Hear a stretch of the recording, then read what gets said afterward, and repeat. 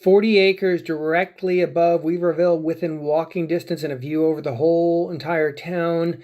It has a well, it has a spring, it has a septic, it has beautiful flats with oaks, kind of drier on the east, and lush timber on the north with deep soils. But it has to sell. I have a order to close it before. In Weaverville, California. We come in on 299. We take a left on Oregon right before the intersection of Highway 3 and 299. We go 1.5 miles back on Oregon, and you have to look carefully for the little Democrat road that heads up the hill. It's right after a little park.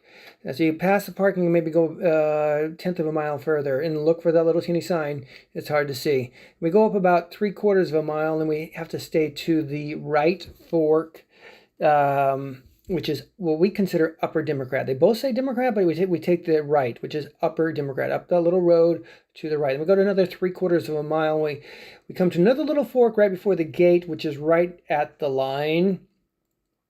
And then the gate's right behind it. And then if you stop at the gate and you walk down the hill, you can come down here to the actual federal monument. It's a quarter of a section, and so these certain corners will have federal monuments on them, and they have K tags, and certain lines are blazed.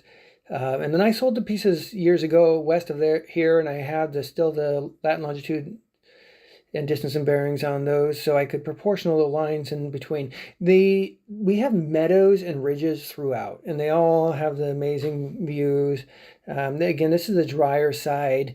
It's the eastern slope. It's drier and has stunted timber in comparison because it's in an area of shale that we saw when we oversaw some of the road work when I did inspections on the septic when it was installed. I do have pictures of that when it was installed.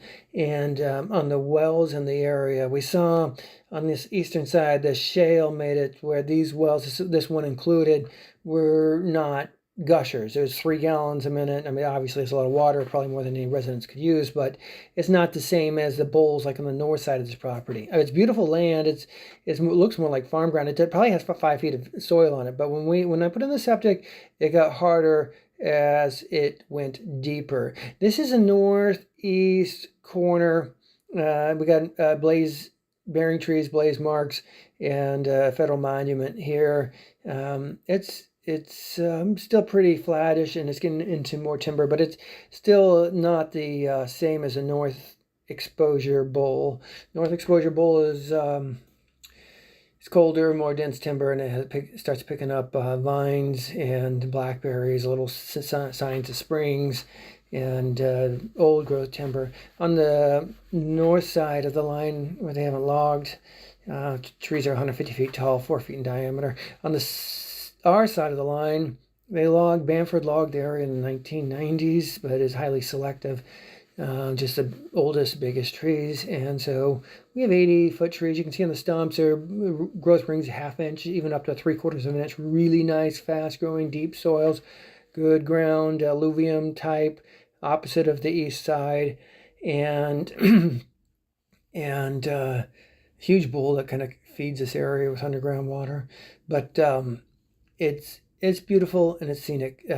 Even one of the stumps, I could see where the Doug fir tried to regrow, come back off the stump, and that's something we only see with the redwoods. So off the main ridge pad that's been used, there's a road that goes onto the north bowl. It's an old logging road, and it kind of peters out. It's hard to follow. And then there's another road that loops back through the entire 40. Down below where I'm standing at this point, and look, it goes way above me too. All it circles this point, and it's a good access location for this point. And this is probably about 3 or 4 acres. It's flat in the dead middle. We're getting back on the ridge, so the soils don't appear to be as deep, but it's a lot of good usable ground. And if you clear some of the trees, you got panoramic views, or at least 270 degrees.